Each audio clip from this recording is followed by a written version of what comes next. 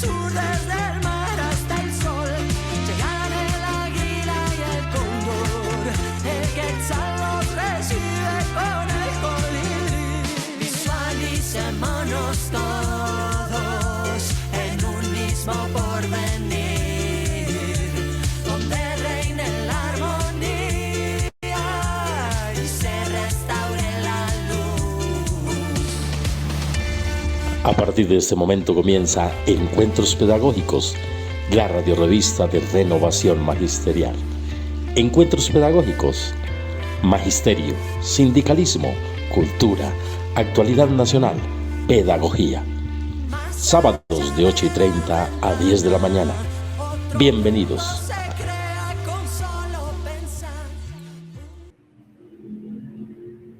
Bueno, siendo las 8:30 de la mañana, abrimos Encuentros Pedagógicos, la radiorrevista de Renovación Magisterial de hoy sábado, 15 de agosto.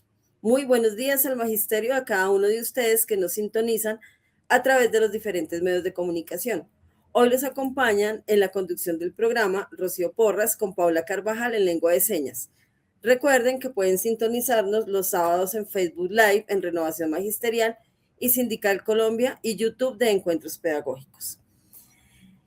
Visítanos también por la página www.renovacionmagisterial.org, donde siempre encontrarán los audios y documentos citados en nuestras entrevistas y las noticias de actualidad del sector docente y de los trabajadores. Síganos en la cuenta X @encuentropedac @renovacionmac.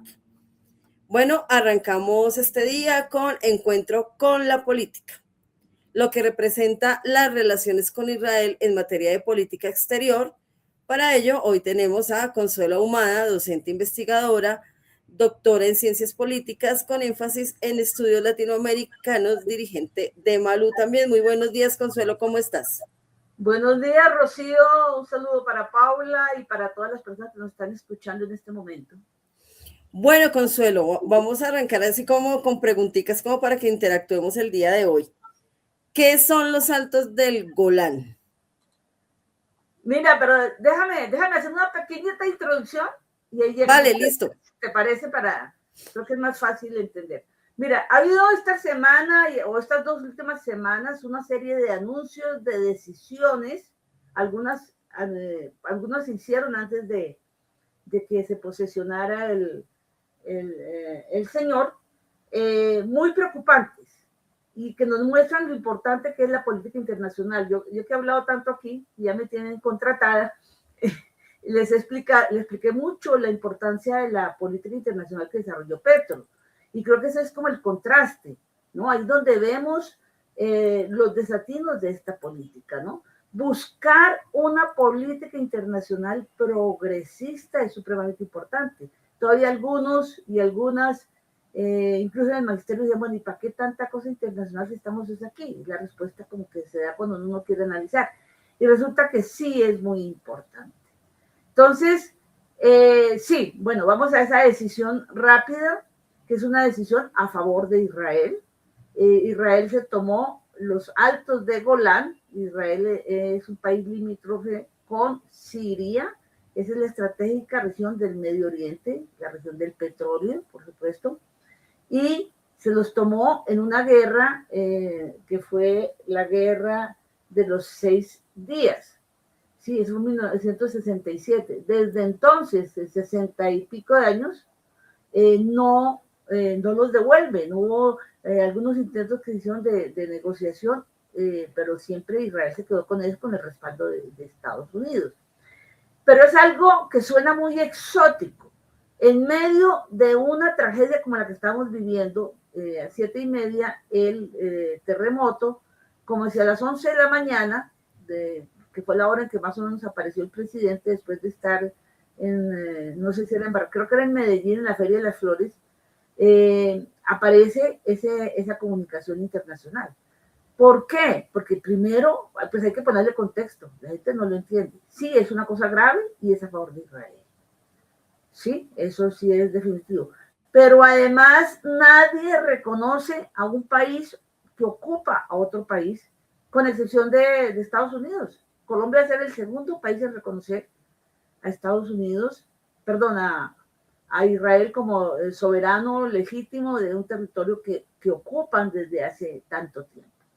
Eso nos ha causado, además, en términos pragmáticos, mucho problema. Con los países árabes, gracias al gobierno de Petro, pero también esfuerzos que se han hecho antes, no en la misma medida, se ha logrado incrementar el comercio. ¿Sí? Son países que le compran, por ejemplo, la carne a Colombia. Es una carne procesada de manera especial para que comen los musulmanes, consumen los musulmanes.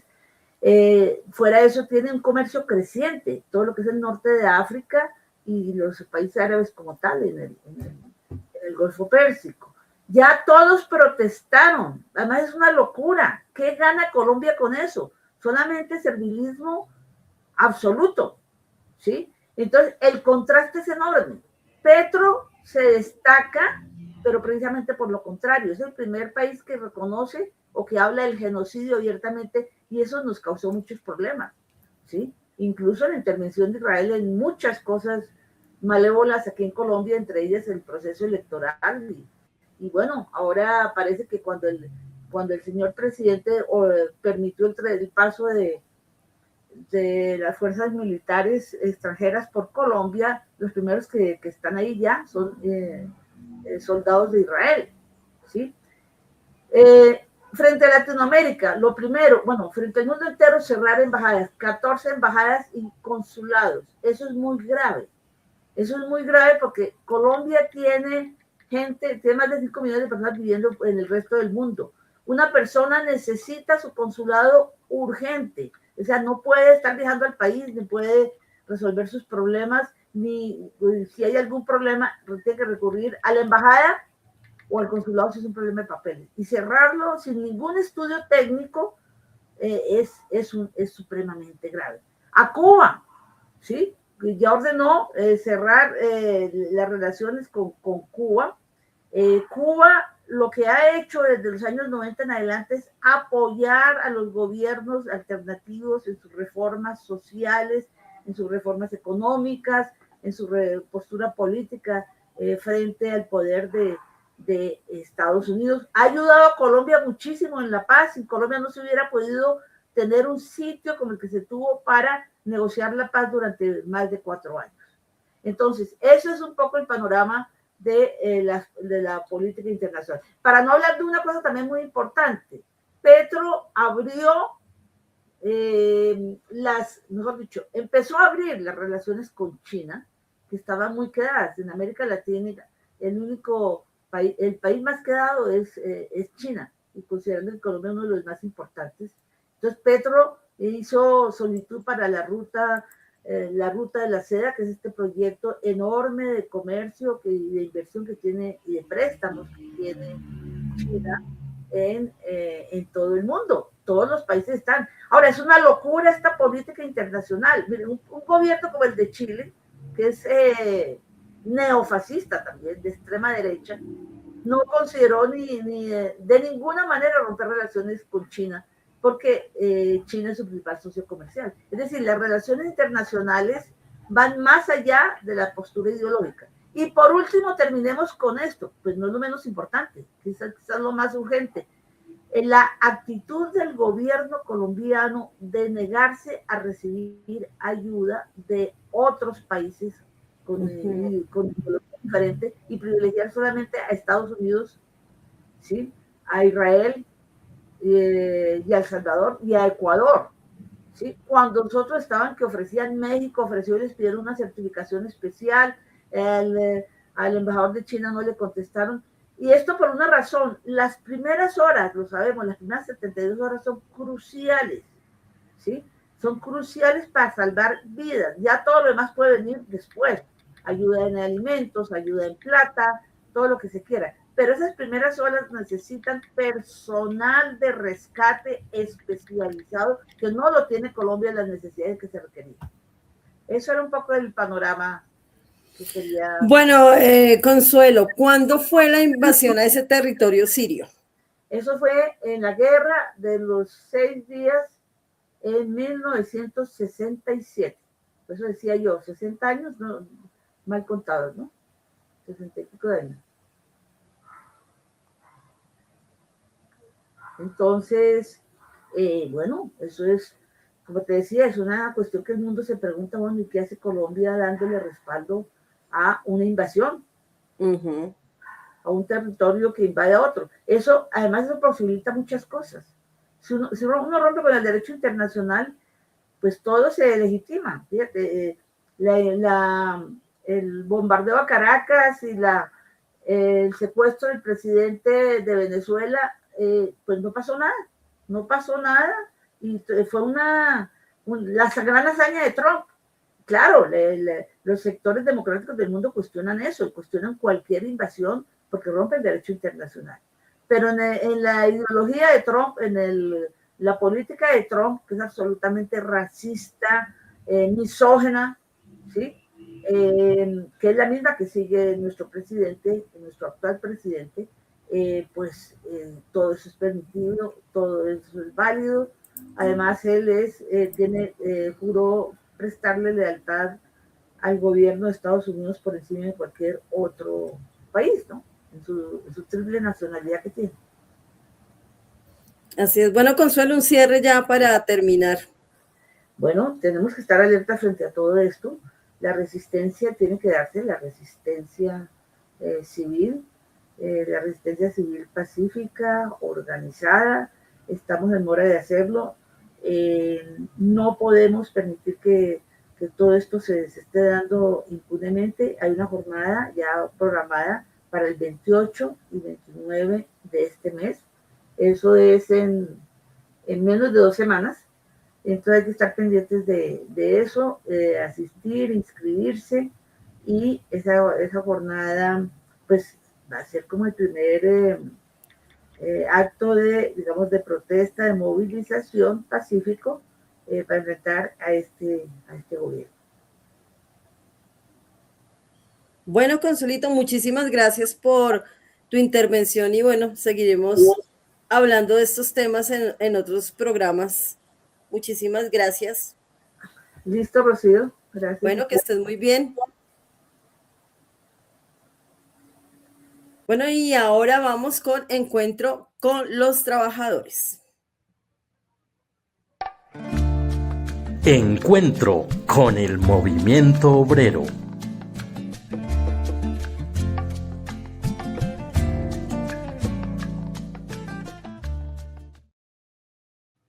Bueno, Abelardo se subordina a la agenda gringosionista. Fabio Arias, presidente de la Central Unitaria de Trabajadores, bueno, nos cuenta sobre este tema. Fabio, muy buenos días. Buenos días, Rocío, para usted y toda la audiencia de Encuentros Pedagógicos. Un cordial saludo a los maestros y las maestras de Colombia. Evidentemente, ya la doctora Consuelo creo que ha ahondado en el tema de las relaciones con el sionismo, con un genocida como es el señor Netanyahu. Yo insistiría en 2 asuntos de capital importancia relacionados directamente con la agenda de Colombia con Estados Unidos, que evidentemente subordina a Colombia a los intereses de los Estados Unidos. La primera es el tema de los escudos de las Américas.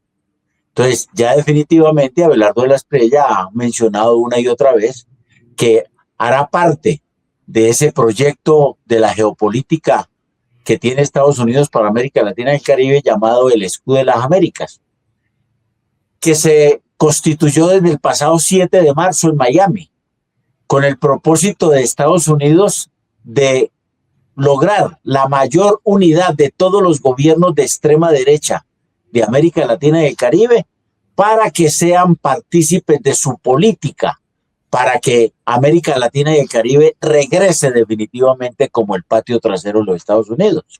Es decir, que Colombia, eso en ese momento todavía estábamos en proceso electoral aquí en Colombia, es decir, que Colombia, México y Brasil y Uruguay se condicionen y vuelvan al viejo redil de estar subordinados total y radicalmente a la agenda política y económica de los Estados Unidos. Entonces, ese proyecto político del Escudo de las Américas tiene como propósito fundamental, entonces, que permitan que Estados Unidos, en coordinación con los ejércitos de estos otros países y con los gobiernos de estos países que están respaldando esta agenda del escudo de las Américas puedan intervenir, entrometerse directamente en los territorios de cualquiera de los países de América Latina y el Caribe para, según el propósito del acuerdo del escudo de las Américas, perseguir a algunos delincuentes y por tal motivo acceder a que se viole la soberanía de cualquiera de estos países y termine obviamente siendo funcional a los intereses y a los propósitos que Estados Unidos tenga al respecto. Ya lo mencionó la doctora Consuelo, el caso específico de Venezuela. Para eso es el escudo de las Américas, para poder legalizar, para poder exactamente sin mayores costos políticos que Estados Unidos siga persiguiendo, entre comillas, delincuentes y se los pueda y pueda hacer lo que quiera, bombardear cualquier territorio en cualquiera de los países de América Latina y el Caribe, extraer a cualquiera de los dirigentes que él considere que hacen parte de la cuestión del narcotráfico, y ya vamos entendiendo exactamente por qué eso es tan importante para Estados Unidos. Estados Unidos le ha montado una calumnia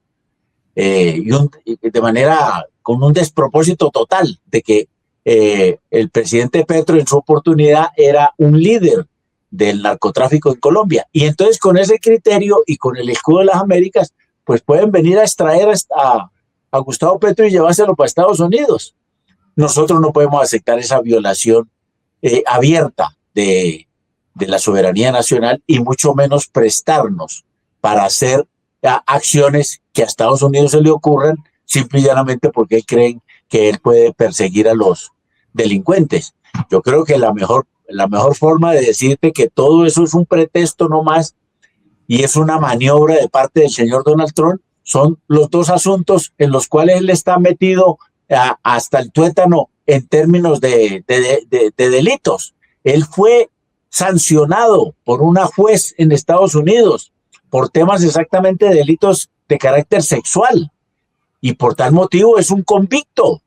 Que obviamente en Estados Unidos le permitan a la gente así haya cometido delitos, ser presidente de la República es otra cosa, pero ese personaje está metido en temas de delitos, el mismo Donald Trump. Y segundo, cuando se desarrollaban las elecciones en Honduras, ¿sí? Liberó a una persona que fue presidente de Honduras y que había sido condenado en Estados Unidos a 45 años de cárcel por narcotráfico y lo indultó y le perdonó la pena. Entonces, ¿de cuál persecución del narcotráfico estamos hablando? Pura carreta, es un pretexto eminentemente político para violar la soberanía y ahí sí, como se dice, hacer que la gente le obedezca a Estados Unidos. Esa es una política típicamente imperialista y típicamente fascista, porque se trata exactamente de acudir única y exclusivamente a la fuerza para resolver todos estos problemas. Y el segundo asunto que está muy ligado con el escudo de las Américas y que viola nuestra soberanía, ya varios congresistas tanto del Pacto Histórico como de la Alianza Verde han denunciado esa situación, y es el acuerdo entre Estados Unidos y Colombia, de los ministros de Defensa y el secretario de Guerra de los Estados Unidos, para aceptar que se pueden hacer acciones conjuntas entre los militares gringos y los militares colombianos.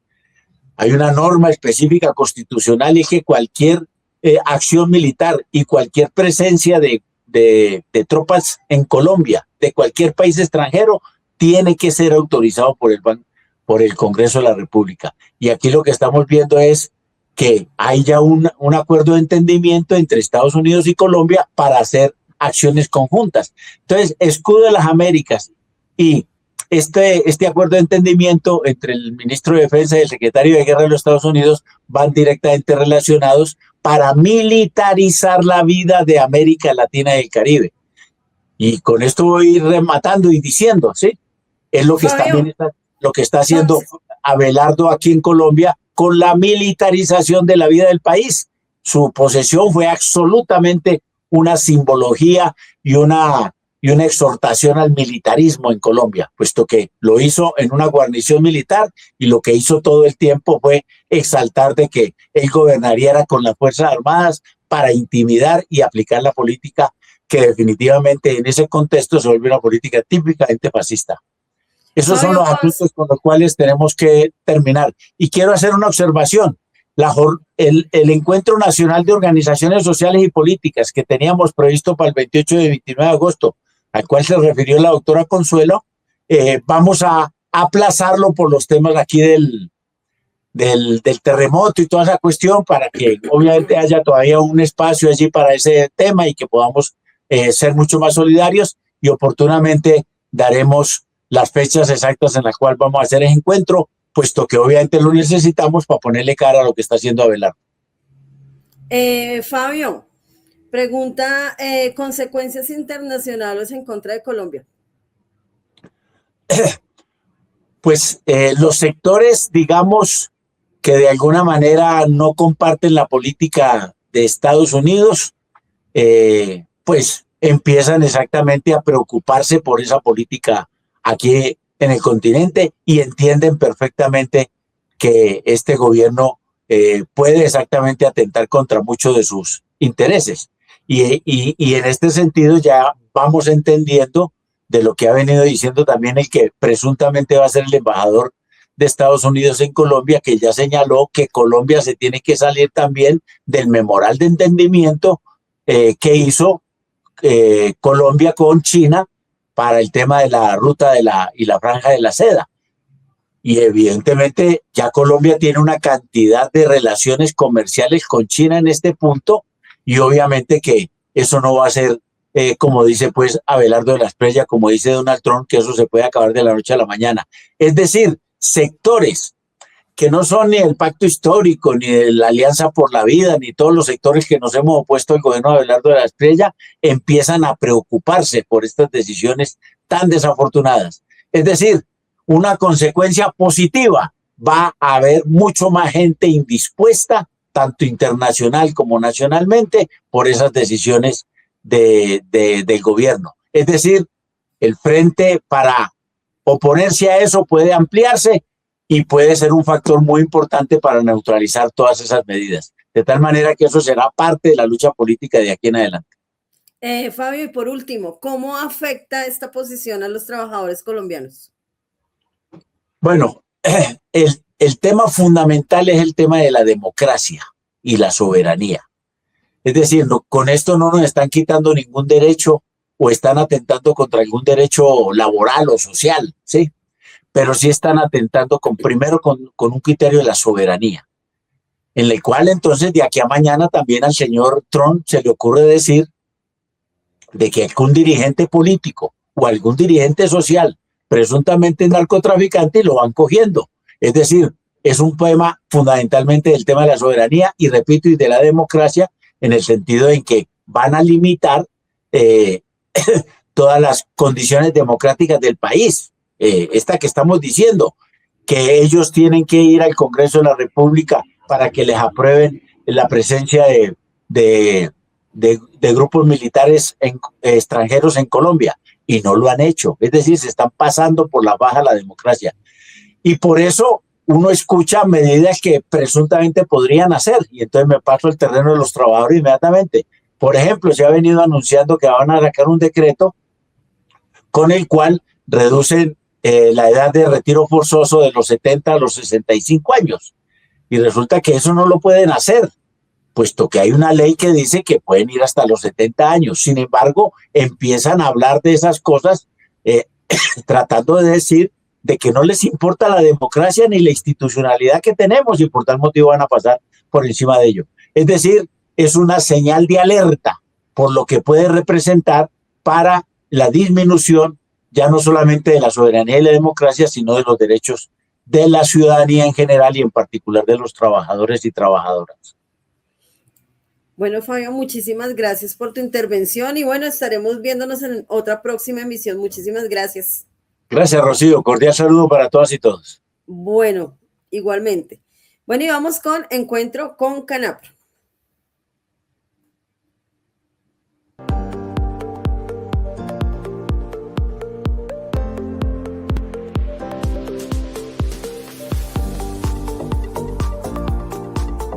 Canapro, solidaridad que hace vida.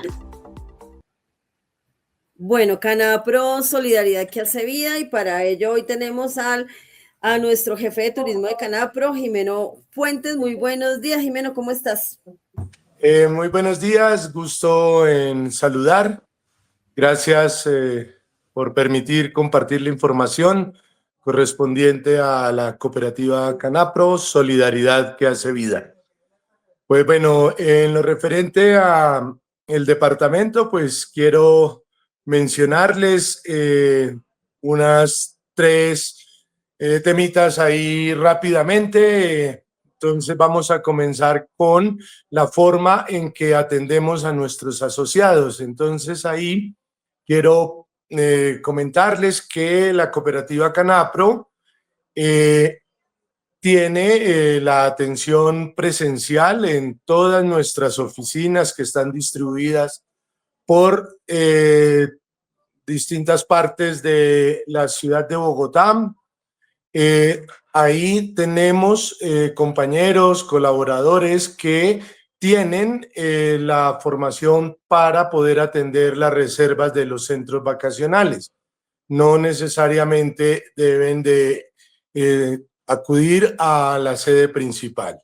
Entonces, los que les gusta la parte presencial, en todas nuestras sedes hacemos el proceso de reservas. Clave también, pues aprovecho y me permiten esta cuña comentar que recientemente la cooperativa hizo el esfuerzo para abrir una nueva sede. Tenemos ya punto de desarrollo, una oficina bien bonita, bien organizadita en el centro comercial Tunal para todos nuestros asociados que desde hace mucho rato estaban diciendo que sería bueno tener un lugar donde poder realizar todas las actividades, todas las solicitudes de los diferentes servicios y beneficios con que cuenta la cooperativa.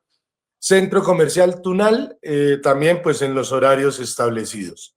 También tener presente que nosotros atendemos todos los sábados en el horario desde las 8:30 hasta la 1 de la tarde. Entonces, la invitación a que cuando vayan a hacer su proceso de reservas, lo hagan en la oficina más cercana. Bueno, para aquellos que les gusta un poquito más la tecnología o de pronto pues no cuentan con el tiempo suficiente, por supuesto está habilitado un canal telefónico, es la extensión 7098, y también tenemos habilitado un canal de WhatsApp. Entonces la invitación a que para todos sus procesos de reservas hay diferentes canales de comunicación. El segundo tema que quiero compartirles es un súper detalle que tiene la cooperativa para todos nuestros asociados en el marco del cumpleaños. Entonces, el asociado que reserve 30 días calendario para disfrutar en el centro vacacional a partir de la fecha de su cumpleaños, tiene una tarifa especial con un descuento espectacular. Es un descuento que aplica en alojamiento y en el servicio de piscina, el 100% para el asociado y el 30% para sus acompañantes.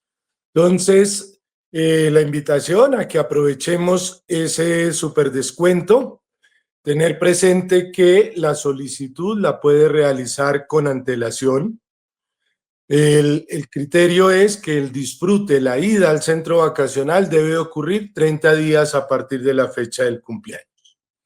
Bueno, comentarles que la cooperativa cuenta con 4 espacios muy bien organizados, muy bonitos, cada uno con unos atractivos especiales que brindan una experiencia totalmente diferente, totalmente agradable.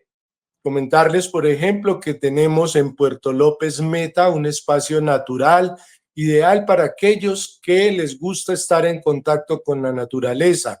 Recordemos que la cooperativa Canapro es un referente en temas del cuidado y protección del medio ambiente. Entonces, allá en Puerto López podemos desconectarnos de todo. Es un ambiente rural bien bonito, obviamente con el confort, con piscina, pero pues en un lugar bien natural. En Santander, en Puente Nacional, contamos con un hotel que es patrimonio arquitectónico. Entonces, está ubicado en el centro de la Ruta Dulce del Bocadillo, por aquello de que queda muy cerca Vélez. Allá pues el rescate del folclor, la música típica colombiana es el punto ideal. Allá tenemos una bolera creeríamos que es una o la primera, la más antigua con que cuenta el país. Entonces, la experiencia de jugar bolos a la antigua, donde hay una persona que acomoda los pines, donde le toca a uno pues hacer el ejercicio de la suma de sus resultados, es una experiencia bien bonita.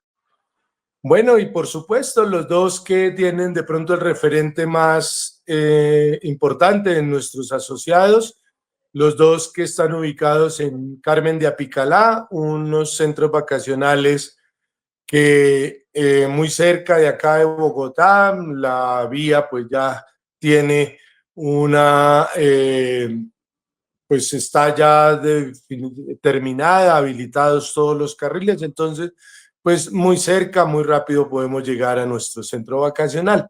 En Guaré estamos posicionándolo que la experiencia sea más hacia la educación ambiental.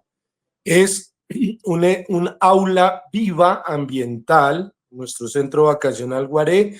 Allí podemos los domingos realizar un corto recorrido donde podemos de verdad en una forma práctica, en una forma experiencial, vivir y conocer de las acciones concretas que hacemos para el cuidado del medio ambiente. Por ejemplo, allá nosotros hacemos la separación en la fuente de los residuos orgánicos y a través de un proceso que se ha denominado de compactación, que se llama la paca digestora, transformamos estos residuos en un suelo muy productivo, un suelo orgánico, ideal para abonar nuestras plantas, y lo importante es la experiencia.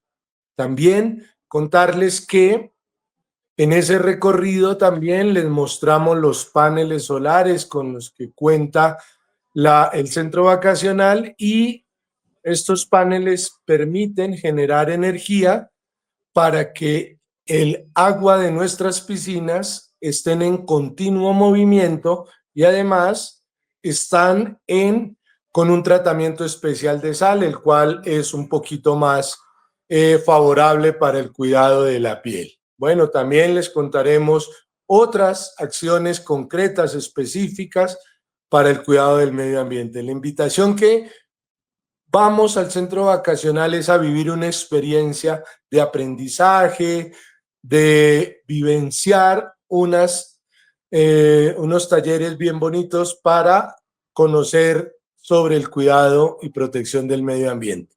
También allá contamos con un espacio y esa es la invitación también para las personas que quieran, discúlpeme, las personas que quieran organizar seminarios, talleres, conferencias. La cooperativa construyó un superauditorio que tiene capacidad hasta para 200 personas.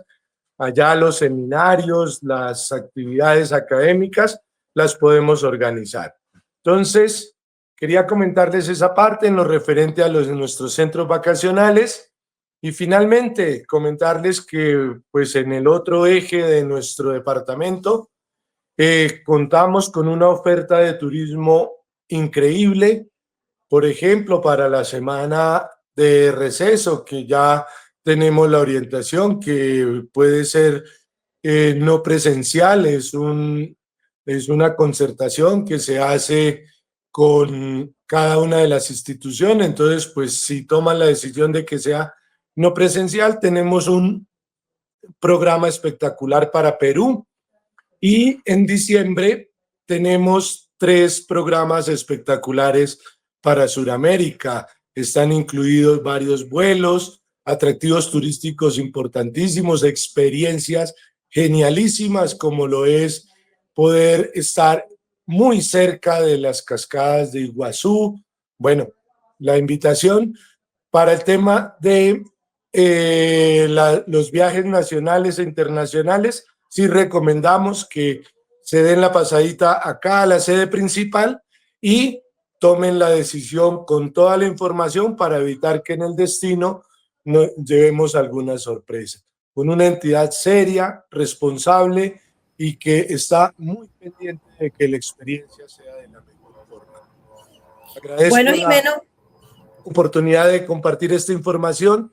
Que tengan un bonito día. muchísimas gracias por tu información y bueno, estaremos atentos a más noticias de Canapro en otra próxima emisión. Muchísimas gracias. Bueno, bonito día. Muy bien, lo mismo.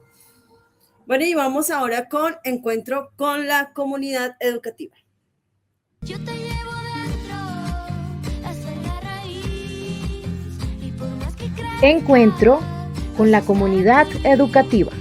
aunque yo me oculte tras la montaña. Bueno, directivos que aprenden de directivos. Blindaje jurídico. Erika Marcela Escobar, rectora en Cali, presidenta nacional de USDE, Unión Sindical de Directivos Docentes. Está hoy con nosotros. Muy buenos días, Erika, ¿cómo estás? Buenos días, compañera Rocío. Pues ante todo agradeciendo al Grupo de Renovación Magisterial por darnos este espacio para compartir con ustedes el día de hoy. Bueno, cuéntanos qué es USDE. Bueno, USDE es la Unión Sindical de Directivos Docentes de la Educación, es una organización sindical de primer grado, una de las 34 filiales de FECODE, la cual está integrada por directivos docentes de instituciones educativas oficiales en servicio activo, rectores, coordinadores, directores rurales, supervisores y directores de núcleo.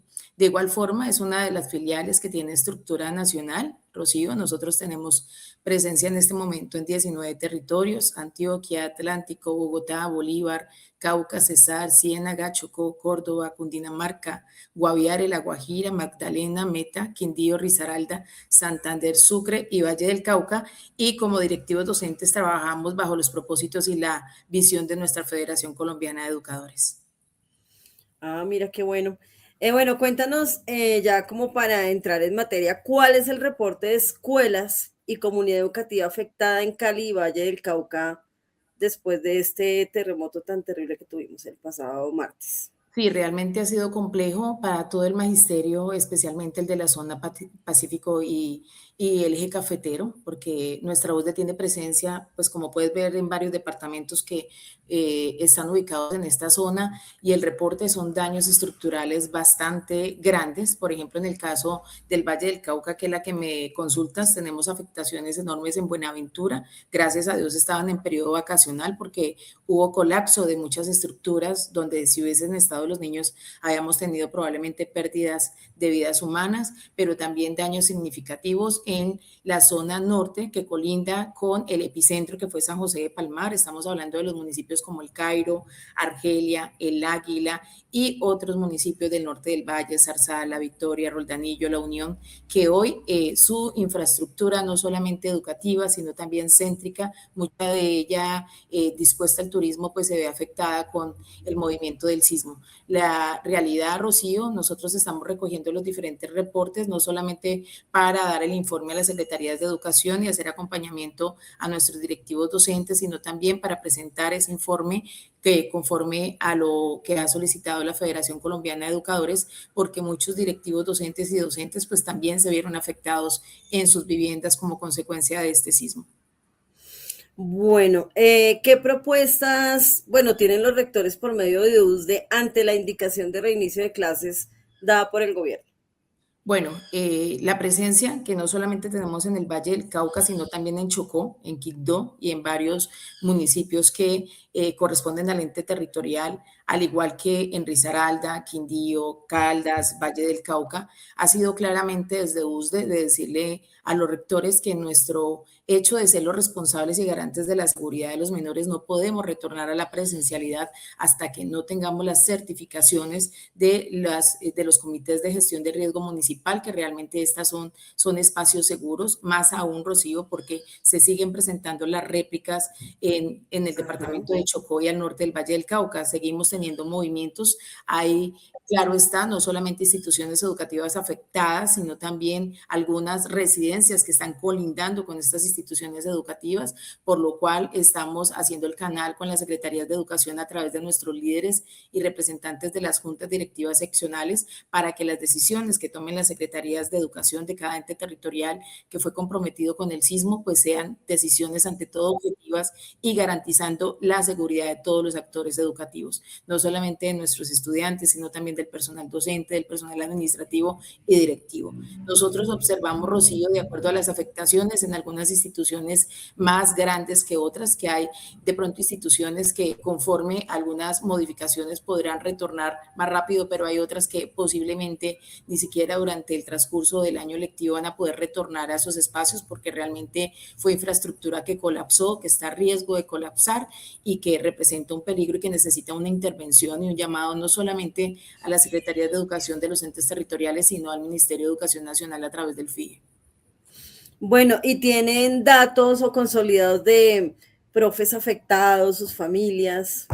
Sí, en este momento cada una de las filiales de los departamentos, filiales hermanas de la USDE, está recogiendo datos acerca de las afectaciones en las viviendas de nuestro personal directivo, docente, incluso algunos administrativos que también son afiliados, y nosotros estamos recaudando a través de un formulario frente a las afectaciones de directivos docentes, pero tenemos compañeros, por ejemplo, en la ciudad de Cali, que colapsaron completamente sus viviendas. En este momento también hay 2 compañeros fallecidos en Risaralda, una directora de núcleo y un compañero coordinador, una compañera en Cali que colapsó el edificio donde vivía y también perdió la vida. Y lo que también nos preocupa, Rocío, y no podemos ser indiferentes, es que sabemos claramente que hay un compromiso grande por la infraestructura, no solamente del Valle del Cauca, sino de los otros departamentos, y que hoy le cuesta la vida a estudiantes, por ejemplo, en la institución educativa Gimnasio del Calima, a quienes acompañamos de corazón y de forma solidaria a su rectora y a su equipo docente, porque esto es parte de los compromisos que debe tener el gobierno nacional frente a consolidar ambientes ante todo seguros. Sabemos que los FOSES que nosotros manejamos como rectores no tienen la capacidad ni la competencia para hacer intervenciones estructurales y que esta gran responsabilidad la debe tener el gobierno nacional, y fruto del estado de esas plantas físicas es que hoy se ve la integridad de estudiantes y de docentes y directivos pues en riesgo frente a una catástrofe natural como la que vivimos el pasado 10 de agosto. Bueno, y por último, ¿cuál es el balance y la importancia del recorrido realizado con la estrategia de directivos que aprenden de directivos con la temática de blindaje jurídico? Bueno, Rocío, nosotros estamos desarrollando varias giras por el país donde tenemos presencia y algunos departamentos donde aún no tenemos presencia, porque desde USDE tenemos un componente muy importante de cualificación a los directivos docentes.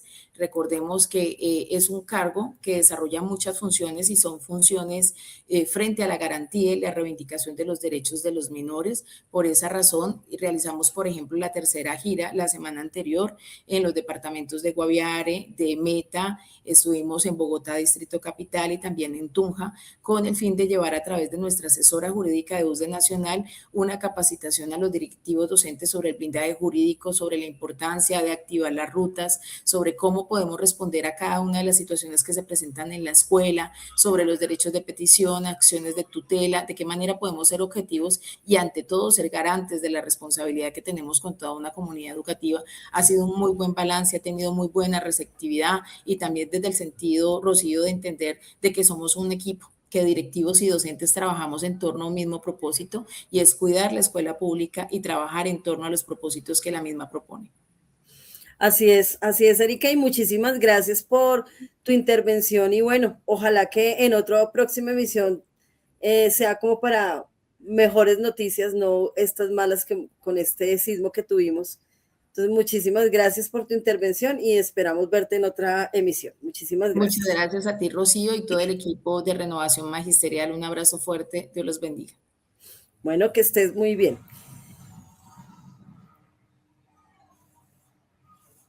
Bueno, vamos con Encuentro con la Comunidad. Haciendo caminos, Encuentro con la comunidad educativa y el magisterio. seguí la gloria. Bueno, el magisterio enfrenta la tragedia, 3 anuncios regresivos en educación que no pasarán. Hoy nos cuenta Miguel Ángel Pardo Romero, integrante del Comité Ejecutivo de FECODE, Comisión de Política Educativa y secretario de Prensa, sobre este tema. Miguel, muy buenos días. Bueno, muy buenos días. Un saludo a ti, Rocío, al magisterio de la comunidad educativa que nos sigue a esta hora del día, a nuestro director, y a nuestro editor, un abrazo vital, fraternal, periódico y hoy muy solidario. Bueno, sobre el primer tema que me has planteado, que tiene que ver con el tema del magisterio enfrenta la tragedia, pues en primer lugar reconocer el papel de los maestros y maestras, hoy también reconocido por la opinión pública, por la comunidad, que jugaron un papel absolutamente clave como nos corresponde, de cuidado a los niños, niñas y jóvenes en el momento del sismo, pese a que a su vez también sus familias estaban padeciendo su propia tragedia. Este es un reconocimiento a todas y todas, los maestros y maestras con las cuales hemos hablado directamente vía telefónica, a veces con muchas dificultades, pues también se han integrado los compañeros de Caldas, por ejemplo, que hablé con ellos, compañero Miguel Rubio, compañero Andrés Ballester, etcétera, me han reportado cómo se han vinculado ellos a las brigadas de apoyo, adicionalmente a las labores que han tenido que desarrollar con sus niños y niñas y atender a sus familias, especialmente en las zonas intermedias y en las zonas rurales. Igualmente, nuestras filiales han desplegado una actividad supremamente efectiva sobre territorio, para poder observar cómo se están desarrollando los efectos de la tragedia, consolidar los estragos en materia de vida, de salud, de viviendas, de infraestructura de las escuelas, y en ese orden hacer un consolidado que, por orientación de nuestra federación en la circular 53, pues sobre esa base se van a contribuir con unos recursos desde la federación y desde las filiales para el efecto, y entonces a su vez los maestros y maestras desde sus sitios están pues reportándole a los filiales, a los 34 filiales, las circunstancias en que más calamitosas que hayan podido, que se estén desarrollando. Queremos señalar que obviamente este es un recurso pero limitado, y es muy importante entender que esto tiene que ver básicamente con que el Estado asuma por la cabeza del nuevo gobierno las actividades correspondientes. En ese sentido, ahora que terminamos el programa de Encuentro TV, Encuentro Radiovisual, Encuentro, pues el exdirector de la unidad de riesgo explicaba cómo se trabajaba en prevención y cómo, por supuesto, se tenían unos trabajos adelantados en materia de la misma. Pero creo que aquí hay que señalar que se trata hoy de varias cosas. En primer lugar, la discusión, y esto es muy importante, que nuestras filiales establezcan o fortalezcan o mantengan las mesas técnicas con las secretarías de educación, con el propósito de discutir las condiciones de retorno, porque va a haber la intención, como ocurrió en la pandemia, de dar una apariencia de normalidad y entonces retornar las clases presenciales sin tener en cuenta, digamos, la situación de la infraestructura, para la cual debe tenerse un balance profesional y técnico, pues que no ponga en riesgo la vida. Sería pues completamente paradójico que después de que hemos logrado contribuir a proteger la vida de nuestros niños y jóvenes, la vayamos a poner en riesgo en un retorno a las instituciones que no garantizan desde el punto de vista de la infraestructura los asuntos. Igualmente, para nosotros, pues sobre esa base tendremos que discutir no la parte de los riesgos, no la parte técnica de los riesgos, porque para eso hay especialistas, sino con base en el contexto, como hicimos en la pandemia, pues las propuestas de los órganos de gobierno para determinar las acciones académicas, la forma en que se puedan adelantar las acciones académicas. Aquí reclamamos entonces que se respete los órganos de gobierno y por supuesto responden las condiciones básicas para poder el retorno. E igualmente se trata de que entonces ya la FIDU previsora plantee un plan de contingencia en materia de la atención de la salud y de la atención pues de la salud física y mental. Tenemos casos muy complicados, por ejemplo en Risaralda pues se cayeron las clínicas, además de que está pues saturado la hospitalización, se cayeron las clínicas que tienen a los maestros y maestras, y pues entenderemos que tenemos maestros pues todavía afectados físicamente que no pueden ser atendidos, y pues se requiere entonces poder hacer un plan de contingencia sobre la base de los informes. Y el otro plan de contingencia tiene que ver pues con el fondo de prestaciones, poner en acción el convenio Fondo Nacional, Fondo de Prestaciones, cooperativa, etcétera, para poder trabajar conjuntamente, y subsidios del Estado conjuntamente en los proyectos de reconstrucción de vivienda, en las cuales han sido la población muy afectada, y en el caso de los maestros y maestras de familias también. Rechazar, obviamente, la posición del gobierno de no aceptar la ayuda de los países que no considera amigos ideológicamente, poniendo en riesgo la vida, la vida de las víctimas, especialmente los que están bajo los escombros. Y en ese orden de ideas, el ideologizar la ayuda de México, especialmente de los topos, pues es muy grave, y en priorizar la que considera, la que se debe aceptar, como el caso de Estados Unidos, Salvador, que no tiene certificaciones, Israel, etcétera, que llegaban hasta el 12, o sea, hasta el jueves, sobre el límite de las 72 horas que son tan importantes, según lo que ordenan la experiencia, son las 72 horas, las primeras 72 horas más importantes para lograr salvar y rescatar la mayor cantidad de personas. Entonces, mientras los topos eran estigmatizados por Néstor Morales en la Blue Radio, y les estaban entrando el trabajo, los que ellos consideraban que debían estar y prestarlos la atención de rescates estaban llegando sobre la hora. Entonces, digamos, rechazar esto. Y finalmente, pues, entonces, estar muy prestos.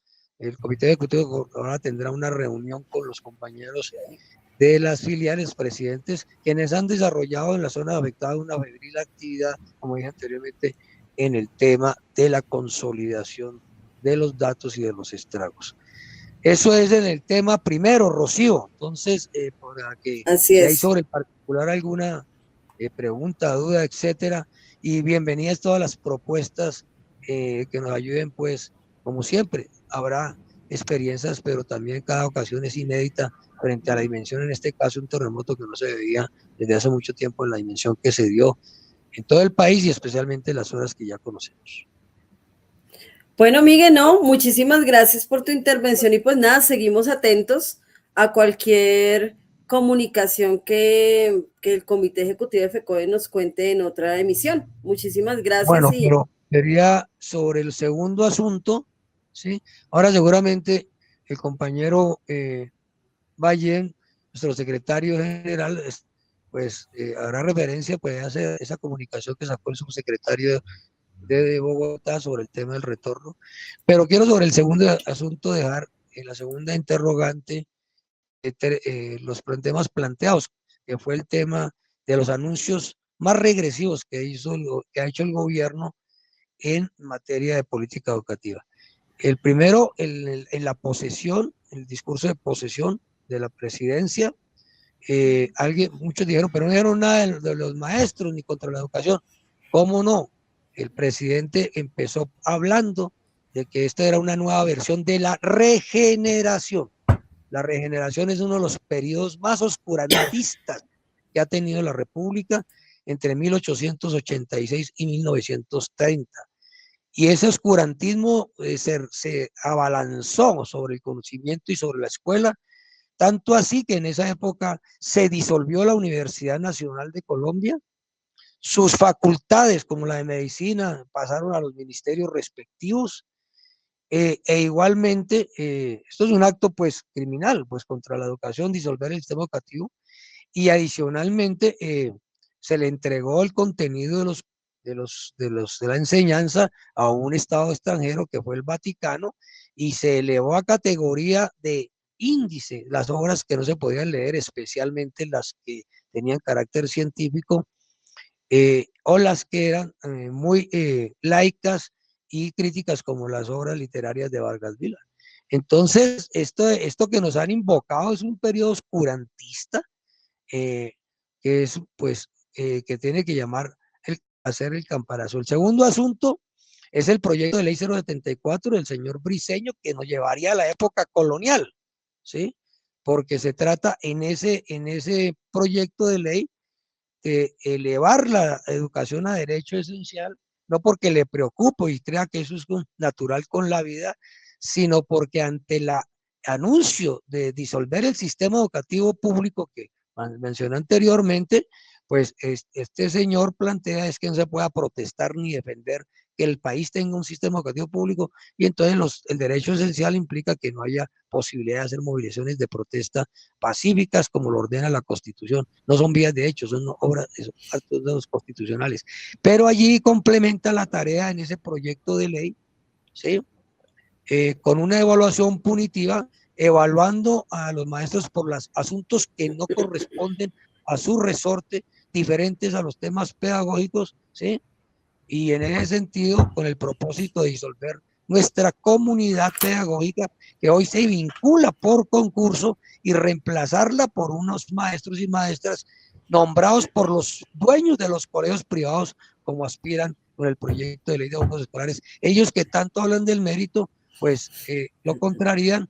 Ellos que tanto hablan del derecho saben que el proyecto de ley de bonos escolares es inconstitucional, porque la reforma que logramos en el 2024 establece que los recursos solamente son para los establecimientos educativos oficiales, y ellos que tanto hablan de libertades y de Estado social de derecho y de recursos, pues pretenden tomar los recursos y entregárselos a los particulares. Y el otro asunto que está ahí en ese proyecto 074 es que los salarios se paguen sobre la base de los resultados, cuando todos sabemos que los resultados del ICFES, de las pruebas a ver, pues son estandarizados, no tienen en cuenta los contextos ni las regiones, y adicionalmente, pues si a eso se le suma que los van a evaluar por asuntos que no podemos, no son de nuestro recorte, como el tema de la baja nutrición, etcétera, pues va a ser muy complicado, y tiene el propósito de disolverlos. Si queremos que quede claro que los maestros y maestras sí tenemos un proceso de evaluaciones, y sí queremos conocer el proyecto de ley que evalúa a los congresistas porque sus leyes no se cumplen siendo buenas, o peor, que hagan proyectos de ley que sí se cumplan cuando son malas en sus contenidos. Eso sería muy interesante conocer esas evaluaciones. Y finalmente, el anuncio del señor ministro Lara Bonilla de retirar el proyecto de ley orgánica que después de un año hemos logrado consensuar, y es el que debe reglamentar el acto legislativo 03 de 2024, proyecto de ley que logramos reformar la Constitución para restituir los recursos que les habían sustraído educación, salud, agua potable y saneamiento básico, que deben entrar a los municipios de Colombia a partir del 1 de enero del 2027, y que hoy entonces les parece que los recursos para inversión no deben ser para inversión, sino para otros ministerios.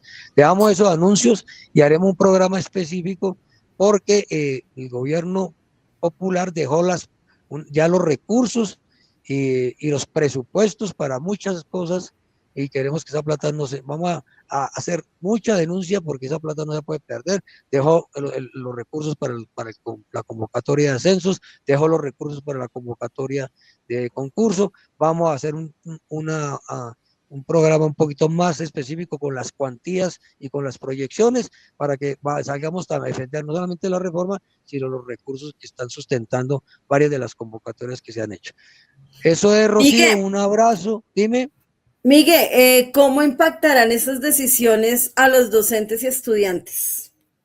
Estas tres anuncios regresivos. Pues simplemente lo que ocurriría es una disolución del sistema educativo público y con ello la supresión del derecho de la educación como un derecho, de un derecho fundamental, universal y gratuito. Eso es básicamente el asunto. Entonces se disolvería el sistema educativo público, por un lado.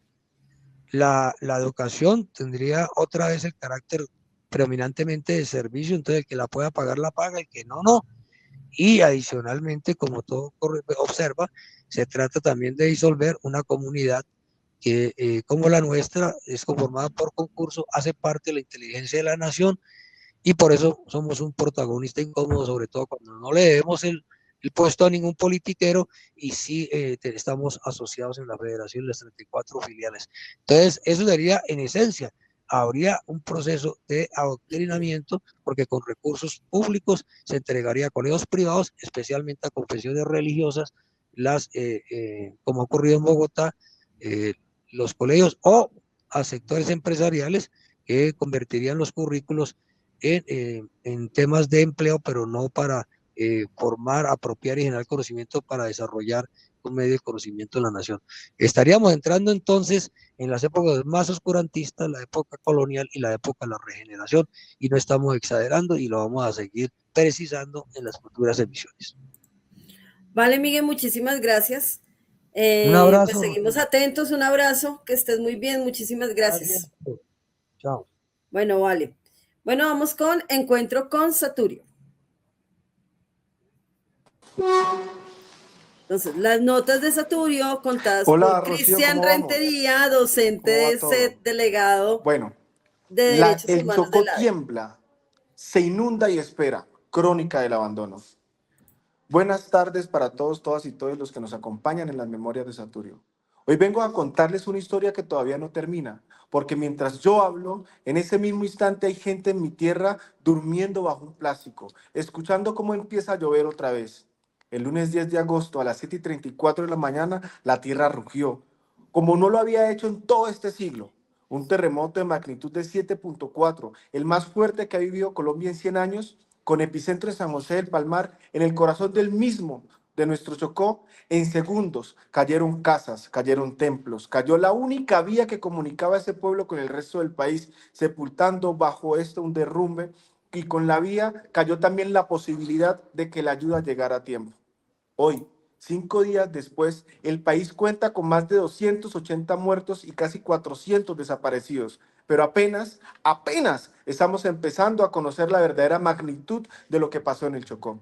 Porque aquí no hubo señal, no hubo cómo llamar, no hubo cómo pedir auxilio. 26 territorios indígenas y afrodescendientes quedaron aislados en todo el Pacífico. 10 de ellos en nuestro propio departamento. Y la gobernación, 5 días después, todavía no ha podido terminar el censo en sus 32 municipios. Eso quiere decir, hermanos, que ni siquiera sabemos con certeza cuánto es la magnitud y cuántos de nosotros faltan todavía. Y mientras tanto, ¿qué hizo el gobierno nacional? Centralizó la información, escogió qué países podían entrar ayudas y cuáles no, y dejó una brigada mexicana con toda su experiencia, esperando permisos mientras corrían las 72 horas más importantes, las horas en las que todavía puede rescatar a alguien con vida. La ayuda humanitaria, la primera, la de verdad, no llegó a Quibdó sino hasta ese jueves. 4 días después, 4 días para un departamento que según la propia ONU ya era la zona con menos recursos y menos capacidad para resistir un golpe como este. Un hombre que lo perdió todo lo resumió con una frase que no se me borrará. Dijo que solo lo tenían censado, que seguía esperando como si esperar fuera una herencia. Y aquí viene con lo que más me indigna, lo que tengo que decirles, aunque me duela, esa ayuda que por fin empezó a moverse se quedó en las cabeceras municipales, en Quibdó, en las ciudades, porque llegar a la zona rural del Chocó nunca ha sido fácil. El terremoto no ha sido, y lo ha hecho es confirmarlo. La ayuda para Cipí, para San José del Palmar, para las comunidades en veras del Medio Baudó, para los consejos comunitarios del río San Juan, siguen represadas. Sigue esperando una vía que no existe, un puente que se cayó, un río que no tiene lanchas, una lancha que no alcanza. Un líder indígena lo dijo con toda claridad, que no los están visibilizando, que la atención se centraba en las ciudades grandes mientras las familias enteras dormían a la intemperie. Eso no es un accidente, es la misma geografía del abandono que hemos denunciado durante toda la vida. El Chocó rural, el Chocó negro, el Chocó indígena, la ayuda le llega de últimas si es que les llega. Y ahora, para completar el cuadro, llegan las lluvias. El IDEAM ya lo advirtió, las ondas tropicales están cargadas de agua justamente al occidente del país, justamente en el Chocó, justamente en las zonas donde ya hay tierra suelta, casas a medio caer, montañas que perdieron su firmeza el 10 de agosto. Otros 11 municipios del Chocó ya están en emergencia por desbordamientos de los ríos, mientras se siguen contando los muertos del terremoto. Esto no es una conciencia del clima, es una sentencia, porque cada aguacero que cae sobre una tierra ya herida es un nuevo deslizamiento posible, una nueva vía bloqueada, una nueva comunidad que se queda sin salida justo cuando más necesita que alguien pueda auxiliarla. Yo pregunto con toda la rabia y el dolor que tengo en el pecho en este momento, ¿hasta cuándo el Chocó tiene que temblar, inundarse y desangrarse para que este país lo mire con la misma urgencia con la que miran a Cali o a Pereira? ¿Hasta cuándo la vida de una embera, de un afrodescendiente, de un campesino del Baudó vale menos horas de respuesta que la vida de quien vive en la capital? Aquí no hubo solamente un terremoto, hubo otra vez un estado que llegó tarde, que llegó poco y que dejó por fuera mucha gente con sus ollas comunitarias, con sus brigadas caminando entre el peligro, con sus líderes gritando en cada entrevista que también somos colombianos, la que sostuvieron lo que a él le correspondía sostener. Por eso esta tarde no les traigo solamente cifras, les traigo una exigencia y la digo fuerte, que la reconstrucción llegue también al río, a la selva y a la montaña, y no solamente a la ciudad, que las lluvias que se avecinan no encuentren al Chocó solo, como lo encontró el terremoto, y que este país de una vez por todas deje de medir nuestras vidas con una vara distinta. Quiero reconocer las ayudas de los voluntarios que han hecho lo que el Estado ha dejado de hacer. Quiero reconocer el trabajo de las y los maestros que en medio de todo han sido héroes y heroínas en medio de la catástrofe. Pues en el Chocó, con los más de 5 colegios que se han destruido, que se cayeron, no hubo un estudiante fallecido. Y eso es para aplaudir de pie. Yo soy Cristian Rentería y estas son las memorias de Saturio. Cristian, muchísimas gracias por estas memorias y seguimos atentos y mira al Chocó.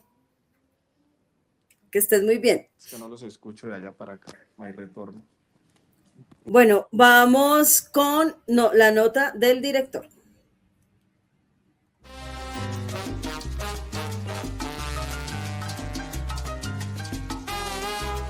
Nota del director.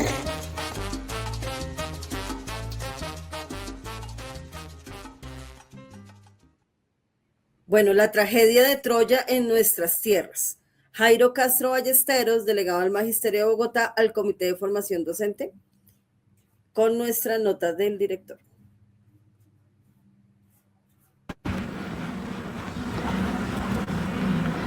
Muy buenos días al Magisterio y a la comunidad educativa que nos ven y nos siguen por Facebook Live de Renovación Magisterial al programa Encuentros Pedagógicos. Igualmente a todos los que nos siguen por nuestras redes de TikTok, YouTube, Facebook y lo mismo a que nos siguen por estas redes en el exterior. Hoy la nota del director se intitula La tragedia de Troya en nuestras tierras. La tragedia al estilo de la Ilíada en nuestro país llegó escondida en un caballo, ya no troyano, sino gringo. En un metódico juego de engaños publicitarios como el caballo de los griegos, se han metido en el Palacio de Nariño. La contingencia fascista, sionista, que con artilugios tramposos el presidente gringo de los colombianos logró consolidar tamaño engendro para gobernar en contra de la paz con justicia social. En menos de 15 días, el gobierno el representante de Trump en Colombia, reconoció a los genocidas de Gaza como los dueños del Altos del Golán, hecho que sucedió en medio de la tragedia de los colombianos. No me refiero al nuevo gobierno, que lo es, sino al terremoto que como premonición de semejante desfachatez hizo temblar la democracia internacional, a hacer Colombia casi el único país en reconocer que las tierras de Siria son de Israel. El otro es Estados Unidos. Ellos reconocen por antonomasia de la invasión que ellos son los verdaderos dueños de los Altos del Golán. Desde luego, la felicidad de los israelíes sobre este hecho no fue lo único, sino también porque las hordas fascistas del caballo gringo ya habían adelantado conversas para que no solo el reconocimiento de esa invasión fuese un abrazo, sino también para que la recuperación del carbón y el petróleo colombiano para Israel fuese un hecho. Son dos insumos esenciales para la guerra de invasión que necesita y que está desarrollando Israel con el apoyo de Estados Unidos en Medio Oriente, en el que el genocidio ha sido la constante, un principio nefasto del sionismo para exterminar al pueblo palestino, y al que se oponga a sus intereses económicos también morirán. A nombre de esta doctrina, niños, niñas palestinos han sido un objetivo de exterminio, al igual que en otros países, como ocurrió en Irán cuando fue bombardeada por Israel una escuela con cientos de niños que se encontraban estudiando. A este país, la ocupación del caballo troyano gringo ha dejado ver en su actuar en la política internacional el sustento de lo que se avecina a la democracia colombiana. Ya dejó ver el criterio xenofóbico en varios de los líderes que montan aquel caballo de la desgracia.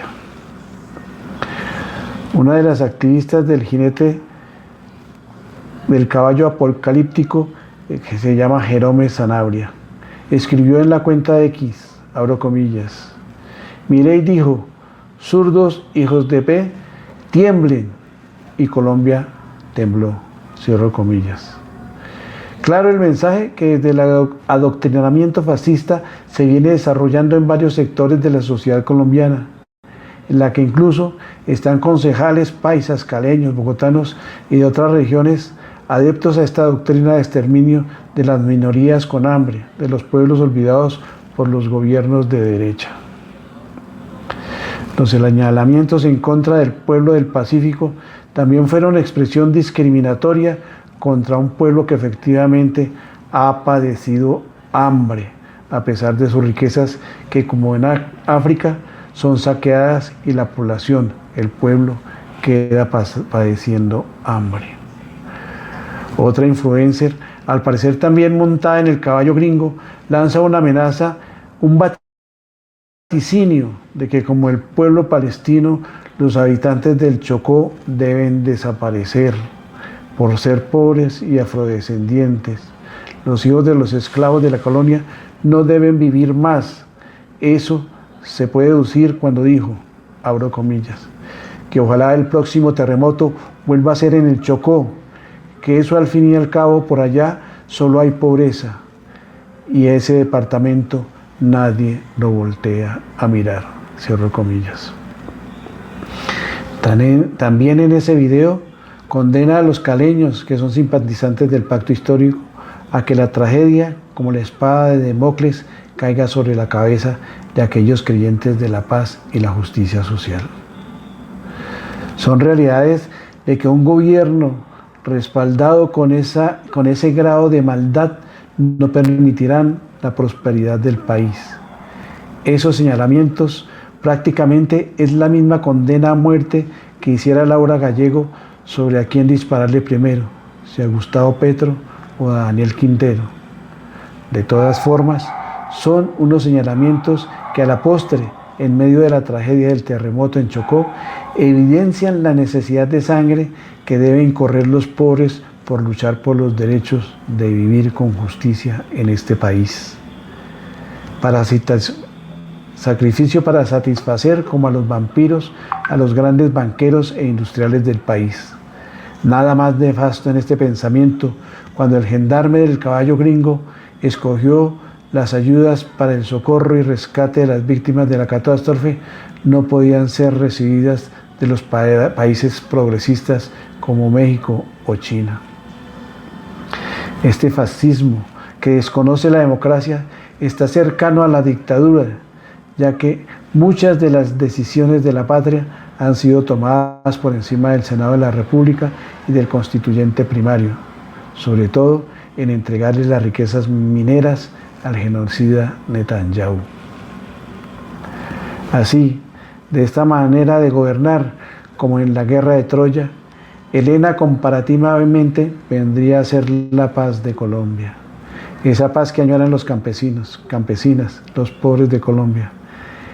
Es la que suscita la guerra, la paz con justicia social, que estuvo en manos de Gustavo Petro, en vista como la Elena de Troya, es por quien hay que asesinar, porque la paz no permite llenar las cuentas bancarias de los gamonales, industriales y banqueros del país, que pagan las campañas de sus representantes en el Senado para que legislen en favor de sus intereses económicos. En cambio, la guerra sí. Muchas gracias. Nos vemos dentro de 8 días en otra nota del director. Bueno, gracias a Jairo Castro Ballesteros por esta reflexión y por ayudarnos a comprender los desafíos que enfrentamos hoy en nuestro territorio. Bueno, y vamos con Informe Capital.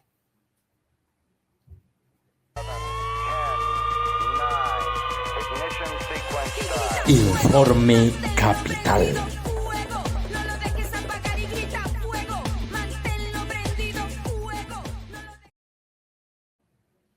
Bueno, y vamos con la actualidad del magisterio bogotano.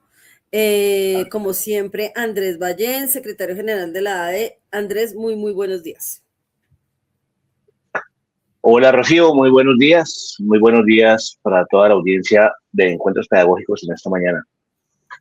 Este informe, bueno, antes de iniciar con el informe, quiero desde este espacio enviar un saludo solidario, un saludo, abrazar con amor a nuestros compatriotas, los hombres y mujeres, las familias, la niñez, los adultos mayores, todas las personas, todos los seres queridos y toda la gente que se ha visto afectada con esta tragedia del terremoto del lunes pasado. Entonces, les abrazamos y, bueno, ánimo.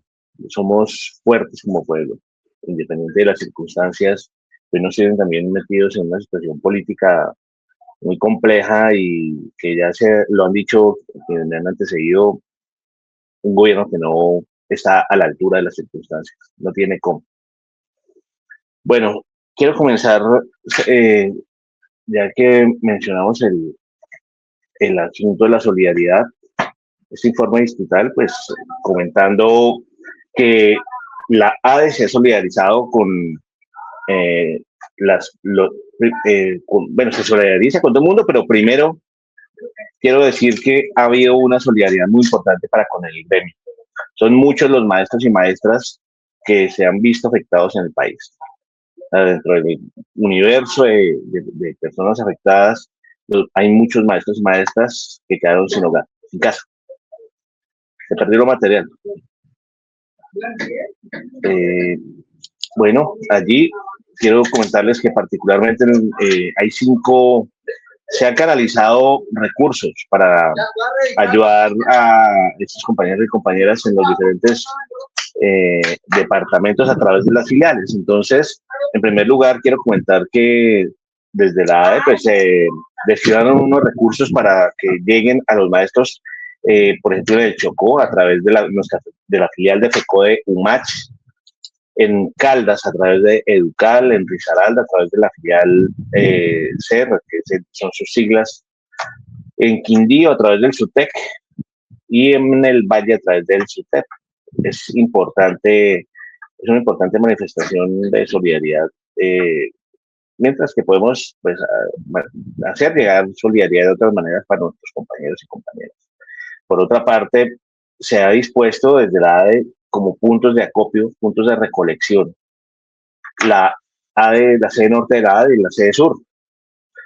En 2 días, entre jueves y viernes, se ha recogido una importante cantidad de cosas, entre alimentos, elementos de aseo, elementos para los rescatistas. Bueno, o sea, ha habido una manifestación muy buena de parte del magisterio bogotano. Seguimos allí en la tarea recogiendo. Entiendo que nuestra cooperativa, el Magisterio Codema, también habilitó sus oficinas para poder recoger los aportes, la solidaridad del magisterio para con el pueblo colombiano. Bueno, estamos haciendo esa labor de acopio y lo remitiremos lo más rápido directamente a territorios afectados o canalizaremos a través de otras entidades para que en transportes amplios, aéreos, helicotransportados puedan hacerlo llegar.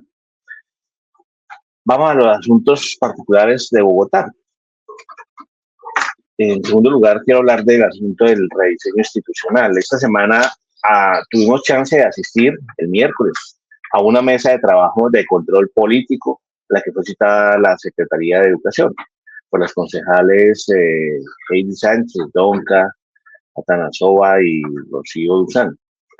Y allí, pues, tuvimos ocasión de intervenir como organización con unos criterios que ya hemos venido planteando y tienen que ver con lo relacionado al cierre, la desaparición de algunas dependencias de la Secretaría de Educación que golpean fuertemente la política educativa.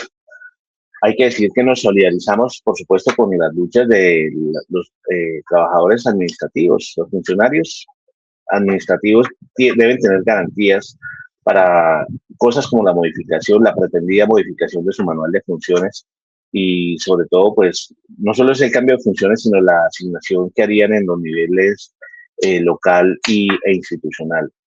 Bueno, eso está por verse.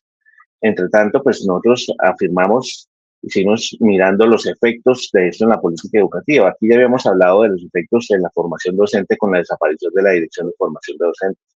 Pero además a eso le agregamos allá ante los concejales citantes, se le preguntó a la administración por los efectos en la ruralidad, por ejemplo, con la desaparición de la Dirección de Preescolar y Básica,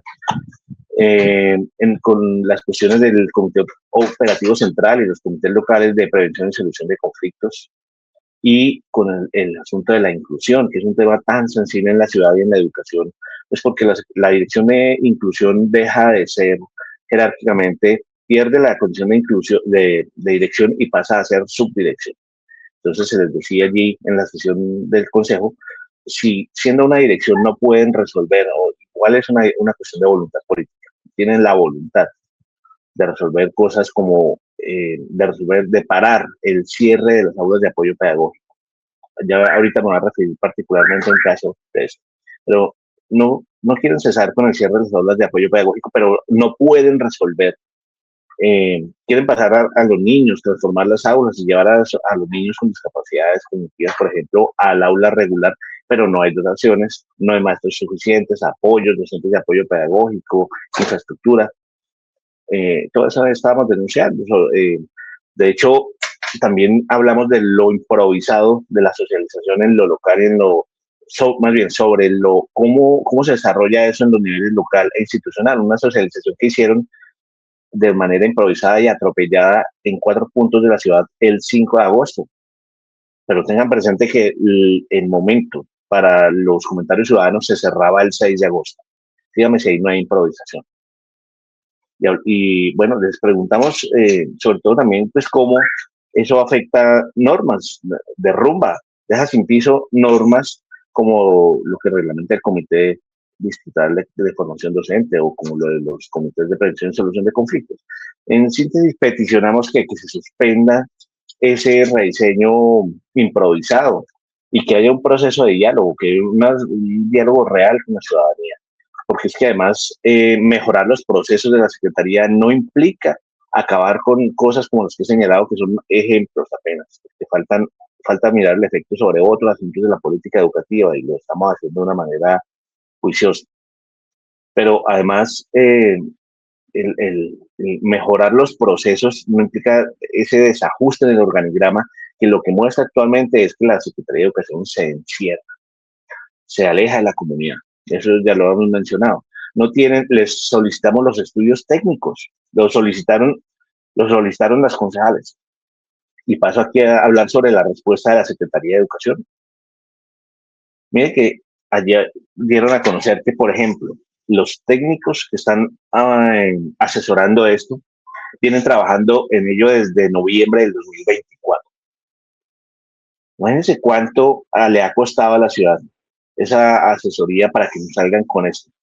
Pero no solamente es lo improvisado que se ve ahora. Paso a decir lo siguiente. Cuando se les cuestionó sobre los 76 nuevos cargos que pretenden crear, miren esto, sacan a observaciones ciudadanas algo que no está autorizado. Estos 76 cargos, dicen ellos, debemos crearlos por necesidad del servicio, porque es que es la razón de ser del sector educación y lo necesitamos. Pero resulta que no están autorizados. ¿Desde dónde se debe autorizar? Desde Secretaría General de la Alcaldía primero. Segundo, el Departamento Administrativo del Servicio Civil Distrital. Tercero, la Secretaría de Hacienda, y de ahí pasaría a la revisión jurídica en la Secretaría Jurídica de la Alcaldía. Eso no está autorizado. Y lo peor, mira, aquí viene la perla. Cuando se les cuestionó sobre el asunto de los estudios técnicos, estoy diciendo, se los solicitamos, varios sectores se los solicitamos, entre esos la ADE, muéstrenos el estudio técnico y el comparativo de lo que hay actualmente con lo que viene, y no, eso no lo tienen. Aseguro, bueno, además que no fue nadie que tome decisiones, ¿no? Fue una asesora del despacho y los asesores técnicos de este proceso de rediseño. Y tuvieron que reconocer que los estudios técnicos no están listos, no están completos. Entonces, miren la improvisación absurda de esta administración de Galán. Sacan a consulta, generan zozobra, mueven un montón de cosas con el cuento del rediseño institucional, pero no tienen estudios técnicos. Ahí están sus decisiones basadas en la evidencia. Eso quedó absolutamente claro. Entonces, seguimos trabajando en ello y paso al tercer y último punto de este informe, que tiene que ver con la educación inclusiva. Acompañamos también esta semana en una mesa de control político citada por una concejal en la JAL de Engativá, en la Junta Administradora Local, por la concejal Camila Bonilla, la edilesa Camila Bonilla. Citó a la administración a una mesa y allí acompañamos a la comunidad del Colegio Bolivia. Particularmente estaban allí padres, madres de familia, pero eso afecta a toda la comunidad. En donde, pues, lo mismo, envían a unas personas asesoras o profesionales de direcciones como inclusión, como talento humano, de la dirección de acceso y permanencia, de la dirección de acceso, de cobertura, perdón, de la dirección de cobertura. Y les envían a decir, a repetir lo que allí pues ya han venido haciendo, lo que ya todos sabemos. Lo único en lo que se les dijo desde la ADE, que han avanzado sí en el cierre, porque en el último año se pasó de tener 12 colegios con aulas de apoyo pedagógico a tener 10, que es lo que reportaron en esa reunión.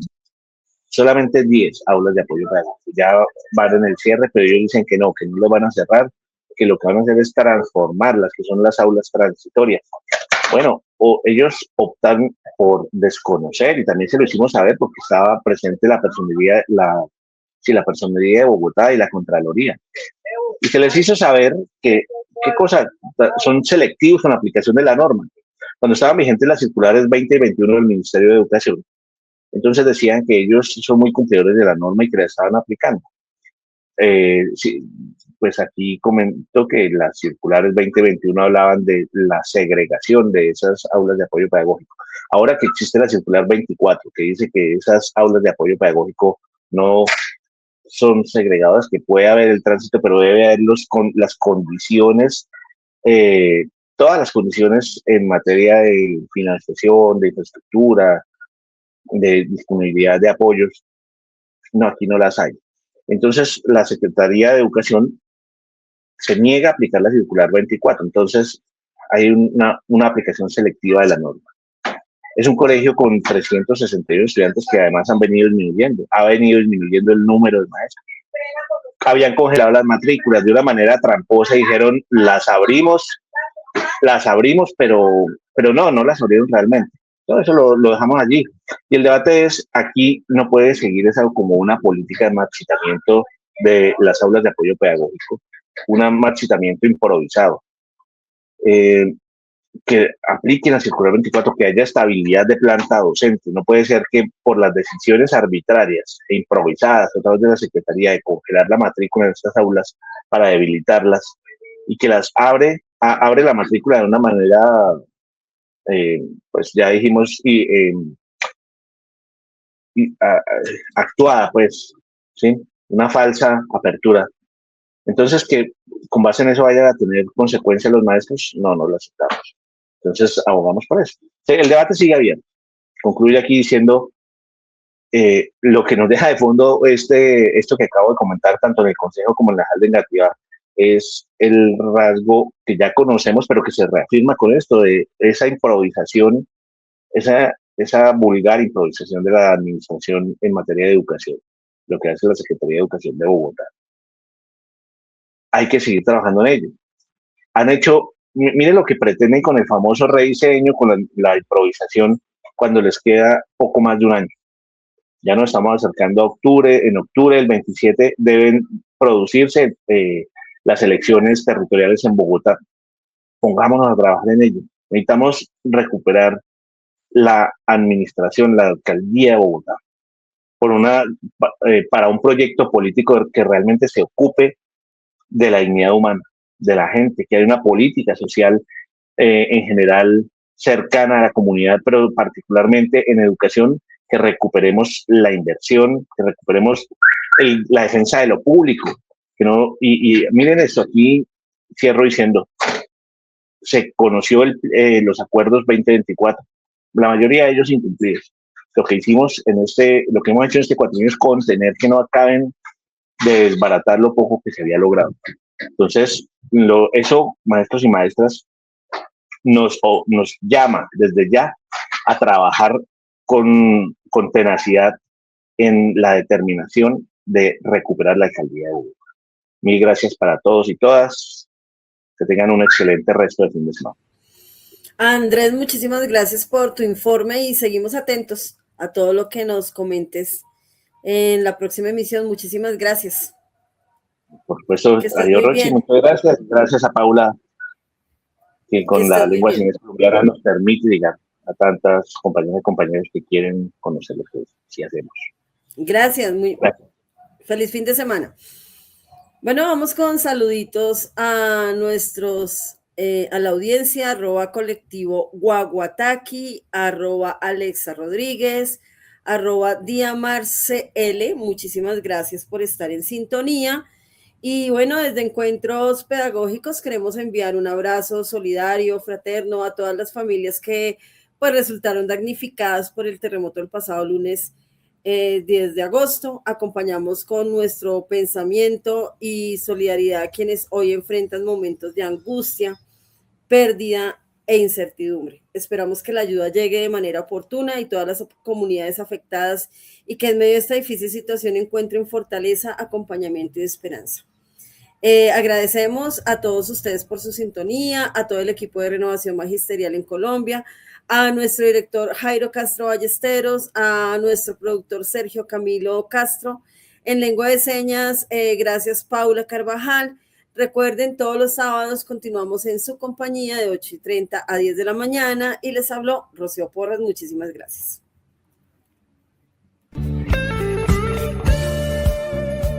Renovación Magisterial presentó Encuentros Pedagógicos.